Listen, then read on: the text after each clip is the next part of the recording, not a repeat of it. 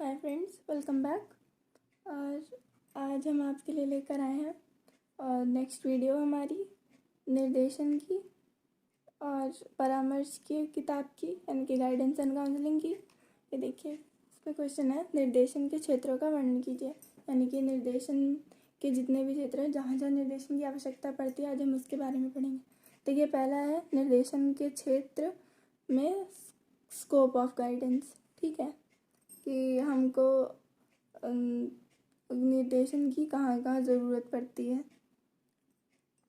ठीक है, इसमें तो हमें यही बताया गया है इस पैराग्राफ में कि हमको कहाँ कहाँ ज़रूरत पड़ सकती है। ठीक है, हमें निर्देशन की कहाँ कहाँ कितनी हद तक कहाँ कहाँ आवश्यकता है। ठीक है, जैसे कई जगहों पे आवश्यकता होती है हमारे सही में, हमारे गलत में, हमारे चुनाव में हमें आवश्यकता होती है। और ऐसी कई जगहों पे सबसे ज़्यादा हमें निर्देशन की आवश्यकता तब होती है कि जब हम किसी ऐसे पद पे होते हैं जहाँ पे हमारे ऊपर पूरे देश का सवाल हो, या फिर मान लो इतने बड़े क्षेत्र से ना भी सोचें कि अगर हमारे पास 50 लोगों का भी भार है। ठीक है, हमारी जिम्मेदारी है हमारे ऊपर 50 लोगों की भी, तो उसमें हमें निर्देशन की ज़रूरत पड़ती है। और भी ऐसे बहुत से क्षेत्र हैं जहाँ पे निर्देशन की आवश्यकता पड़ती है। ठीक है, आइए देखते हैं। ये देखिए, पहला है हमारा शिक्षा तथा निर्देशन। ठीक है, एजुकेशन एंड गाइडेंस। ठीक है, शिक्षा एवं निर्देशन का परस्पर गहन संबंध है। शिक्षा को एक ऐसी गतिशील प्रक्रिया के रूप में पहचाना जाता है जो देश काल की परिस्थितियों के अनुरूप परिवर्तित होती रहती हैं। देखिए, ये तो हम जानते हैं कि एजुकेशन यानी कि हमारी शिक्षा विभाग में गाइडेंस की आवश्यकता बहुत पड़ती है। सबसे ज़्यादा ऐसा नहीं है कि खाली जो शिक्षक हैं वही बच्चों को गाइड करें, वही बच्चों को किसी भी तरीके की निर्देशन दें। यहाँ तक कि शिक्षकों को भी निर्देशन की ज़रूरत पड़ती है कि वो किस तरह से बालकों को या मतलब स्टूडेंट्स को, बच्चों को निर्देशन दें। ठीक है, क्योंकि जब तक आपके पास खुद का ज्ञान नहीं होगा तब तक आप दूसरों को ज्ञान दे भी नहीं पाओगे। ठीक है, तो इसमें इस पूरे पैराग्राफ में यही दिया गया है और आपको इतना पढ़ने की ज़रूरत नहीं है। आप इसे अपने पैराग्राफ अपने शब्दों में बना के लिखिए तो वो ज़्यादा बेटर रहेगा, क्योंकि इतना किसी को याद भी नहीं रहता है। ठीक है, थोड़ा बहुत देखते हैं ये इसमें। परंतु विकास की यह प्रक्रिया एवं इस प्रक्रिया के आधार पर व्यक्तिक एवं सामाजिक उपलब्धि उसी देश में संभव हो सकती है जबकि शिक्षार्थी और व्यावसायिक क्षमताओं, रुचि, अभिवृत्ति स्तर आदि के अनुरूप पाठ्यक्रम का चयन करने में सहायता प्राप्त हो सके। वे सीखने की सरल एवं स्वाभाविक विधियों के संबंध में जानकारी प्राप्त कर सकें, उसे अभिवृत्ति स्तर आदि के अनुरूप पाठ्यक्रम का चयन करने में सहायता प्राप्त हो सके। वह सीखने में सरल एवं स्वाभाविक विधियों के संबंध में जानकारी प्राप्त कर सके तथा समायोजन के संबंधी समस्याओं का समाधान खोजने में सक्षम हो सके। इस प्रकार की समस्याओं का समुचित समाधान करने में निर्देशन ही सहायक है। शिक्षा की प्रक्रिया के रूप में निर्देशन के माध्यम से इस प्रकार की सहायता प्रदान की जा सकती है।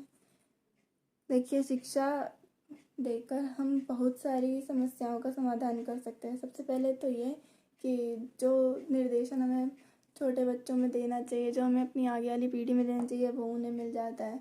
उन्हें एक सही पथ मिल जाता है और वो अगर उन्हें सही निर्देशन मिले तो वो गलत कामों में नहीं पड़ते हैं। ठीक है, तो इससे हमारे देश का जो यूथ है यानी कि युवा पीढ़ी, वो सुरक्षित रहता है। देखते हैं निर्देशन एवं परामर्श यानी कि गाइडेंस एंड काउंसलिंग, जो इस बुक का नाम ही है। ठीक है, गाइडेंस एंड काउंसलिंग तो यही बताएगा हमें कि हमको निर्देशन की आवश्यकता की बहुत ज़रूरत है। हमारे इस जीवन में जो है निर्देशन की आवश्यकता बहुत बढ़ चुकी है, खासकर कि जो हम सदी में जी रहे हैं। निर्देशन का मुख्य उद्देश्य किसी भी व्यक्ति को स्वनिर्देशन अथवा आत्मनिर्देशन की दिशा में प्रेरित करना है। यह व्यक्ति को इस योग्य बनाता है कि वह स्वयं की समस्याओं का समाधान करने में सफल हो सके। देखिए, वही बात लिखी हुई है कि इसमें जो व्यक्ति है वो अपने स्वयं की समस्याओं को समाधान निकाल सके, यही करने में सफल बनाता है, व्यक्ति को सही चुनाव करने में सफल बनाता है, सही मार्ग चुनने में सफल बनाता है। ठीक है, और समय से समस्या का समाधान निकालने में योग्य बनाता है। इससे जो है इंसान की जीवन आराम से बिल्कुल सही चलता रहता है। ठीक है, तो ये आप पढ़ोगे तो आपको समझ में आ जाएगा, ये कोई बहुत हार्ड टॉपिक नहीं है। ठीक है, नेक्स्ट है हमारा शिक्षण एवं निर्देशन, यानी कि टीचिंग एंड गाइडेंस। देखिए, औपचारिक शिक्षा के विभिन्न माध्यमों के अंतर्गत शिक्षण की प्रक्रिया का सर्वाधिक महत्व है। ठीक है, जो हमारी शिक्षा का विभाग है वहाँ पे भी शिक्षण की प्रक्रिया का सबसे ज़्यादा महत्व है। शिक्षण को वांछित व्यवहार परिवर्तन की प्रक्रिया के रूप में परिभाषित किया जाता है। देखिए, शिक्षण से किसी का, अगर मान लो किसी को शिक्षा नहीं मिली है तो जो उसका व्यवहार होगा उससे बिल्कुल हटके जो है शिक्षा के बाद उसका व्यवहार हो जाएगा। समझिए, जैसे कोई बुद्धिहीन, मतलब बिना पढ़ा लिखा है, ठीक है, अब उसको अगर शिक्षा मिल जाए तो उसका जो व्यवहार होगा ना वो बहुत अलग होगा। इसीलिए बोला गया है कि शिक्षा की भी आवश्यकता बहुत होती है निर्देशन के चीज़ को आगे बढ़ाने में। ठीक है, विशेषकर ज्ञानात्मक पक्ष के विकास में यह सहायक है। इस व्यवहार परिवर्तन में संबंधित उद्देश्य को प्राप्त करने में निर्देशन के द्वारा भी सहायता प्राप्त होती है। निर्देशन के आधार पर वांछित विकास के लिए आवश्यक अवसरों का लाभ प्राप्त करने में सहायता प्राप्त होती है। इसके माध्यम से छात्रों को यह ज्ञात हो सकता है कि उनमें निर्मित क्षमताएं, योग्यताएं कौन कौन सी हैं। देखिए, इससे छात्राओं को ये भी प्राप्त हो जाता है कि उनकी क्षमताएं क्या क्या हैं। इससे मतलब बच्चों को उनकी क्षमताओं का भी ज्ञान हो जाता है।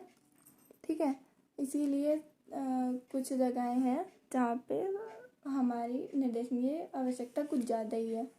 जैसे कि हमारा एजुकेशन एंड गाइडेंस, यानी कि शिक्षा में, ठीक है, गाइडेंस एंड काउंसलिंग, ठीक है, निर्देशन एवं परामर्श, और टीचिंग एंड गाइडेंस यानी कि शिक्षण एवं निर्देशन।